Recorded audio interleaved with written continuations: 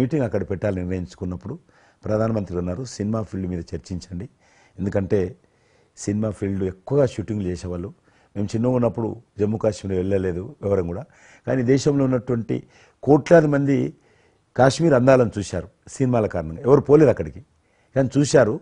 కాబట్టి ఆ సినిమా ఫీల్డ్కి సంబంధించినటువంటి సెషన్ పెట్టాలి మీరని చెప్పి ప్రధానమంత్రి గారు చెప్పి ఆయన ఆదేశించిన తర్వాత ఈ సినిమా ఫీల్డ్కి సంబంధించి అన్ని దేశాలకు సంబంధించినటువంటి ప్రముఖులందరినీ కూడా ఆహ్వానించాం.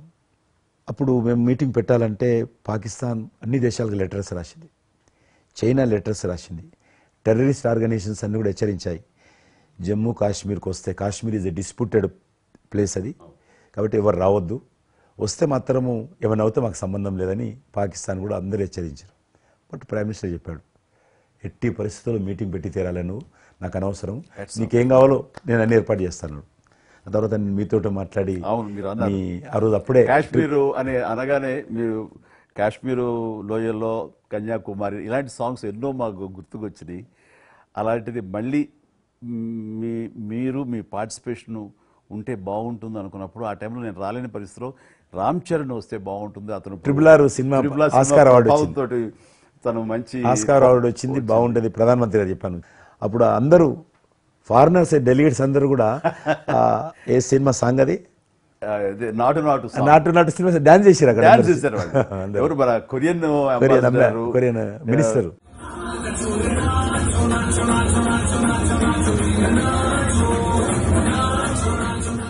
అలాగే ఇంకొక జర్మన్ అంబాసిడర్స్ చాలా మంది కింద మీరు చూసింది కొద్ది మందిని, కింద చాలా మంది చేశారు పాట పెట్టి చేసినప్పుడు. సో ఇప్పుడు మీకు మనవి చేస్తున్నాను, లాస్ట్ 2023లో ఇప్పుడు ఆర్టికల్ 370 తెలిగించిన తర్వాత 23 కానీ 22 కానీ ఆల్మోస్ట్ మోర్ దెన్ 300 పిక్చర్స్, అవి మరి ఓటీటీ సినిమాలు కావచ్చు, టీవీ సీరియల్స్ కావచ్చు, మన సినిమాలు కావచ్చు, కొన్ని బయట దేశాలకు సంబంధించినటువంటి సినిమాలు కూడా ఆల్మోస్ట్ 300 పిక్చర్స్ షూటింగ్ జరిగాయి అక్కడ లాస్ట్ 2 ఇయర్స్లో.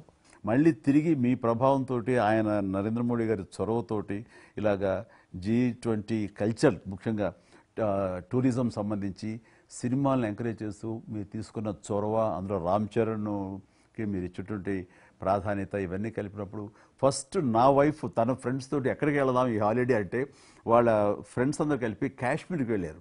అన్నిటికీ మించి మన భారత జాతీయ జెండా రెపరెపలాడుతున్నది. మీకు తెలుసలేదు, మా పార్టీ తరఫున మాకు మురళీ మనోహర్ జోషి గారు ఉండేవారు, పార్టీ అధ్యక్షుడు అద్వానీ గారి తర్వాత. ఆయన కన్యాకుమారి నుంచి కాశ్మీర్ వరకు యాత్ర తీశాం. మేము ఏంటో తెలుసా డిమాండ్, అక్కడ శ్రీనగర్లో జాతీయ పతాకం ఎగరడం, దానికోసం ఉద్యమం. చూడండి, ఒక జెండా ఎగరడం కోసం. ఆడికి మిలిటరీ మధ్యలో, పోలీస్ ఫైరింగ్ల మధ్యలో ఒక జెండా, మేము జమ్మూ కాశ్మీర్ కానీ ఆపేశారు మమ్మల్ని.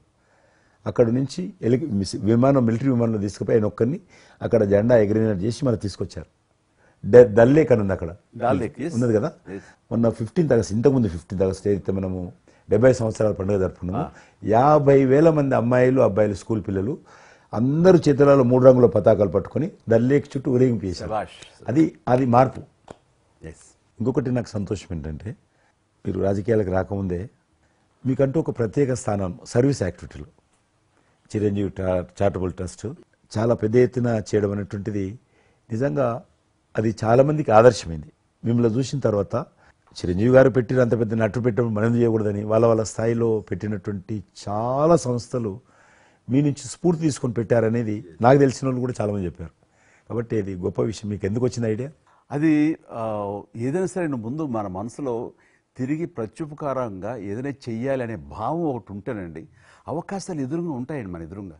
అలా చూసినప్పుడు ఆ టైంలో రక్తం దొరకక చనిపోయే వాళ్ళు చాలామంది ఉన్నారు. అది గర్భస్రావంతో, డెలివరీ సమయంలో, యాక్సిడెంట్ సమయంలో కొంతమంది క్షతగాతులు, అట్లాగా లుకేమియా కానివ్వండి, క్యాన్సర్ కానివ్వండి, ఇలాంటివి తలసేమియా కానివ్వండి, ఇలాంటి చాలామంది ఉన్నారు. ఇంతమంది జనాభా ఉన్న ఈ దేశంలో రక్తం ఇచ్చేవాళ్ళు లేకుండా పోయారు. ఎందుకంటే రక్తం అనేది ల్యాబుల్లో తయారు చేసేది కాదు, ఒక మనిషి మరొక మనిషికి దానం ఇస్తేనే జరిగేది. సో ఆ మాత్రం లేదు, ప్రత్యామ్నాయం లేదు. సో ఇది కేవలం మంచి మనసుతోటి ఉండేవాళ్ళు ఇచ్చేదే.